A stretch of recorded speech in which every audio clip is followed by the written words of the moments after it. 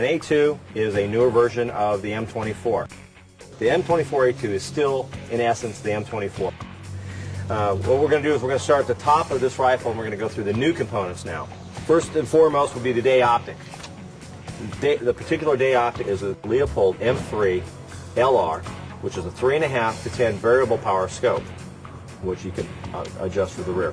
This one features illuminated mil-dot second generation reticle, which is put in the first focal point. The scope is held to the rifle via Badger Ordnance high rings.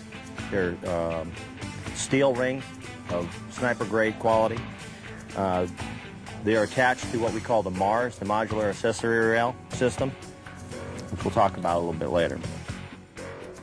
This particular rifle is set up with a suppressor option. It screws directly to the barrel. It is, you cannot take it apart.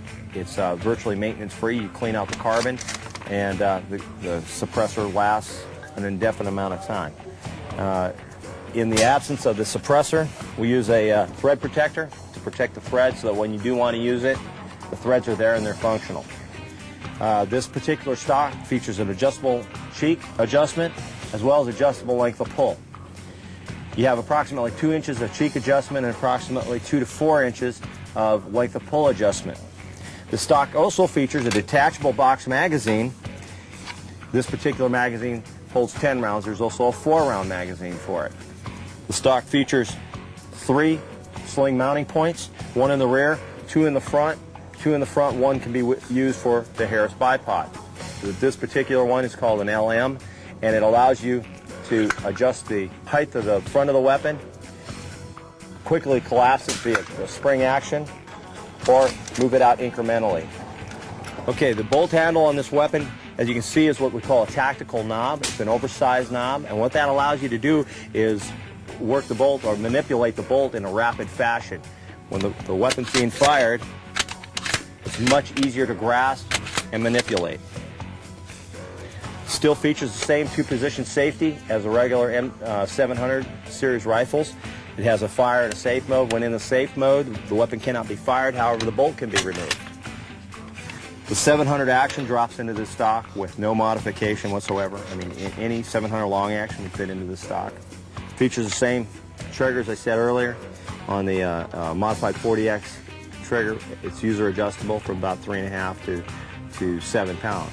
The rail system, which is really one of the more important aspects of this rifle. You can see mounts, looks like a standard rail system up to here.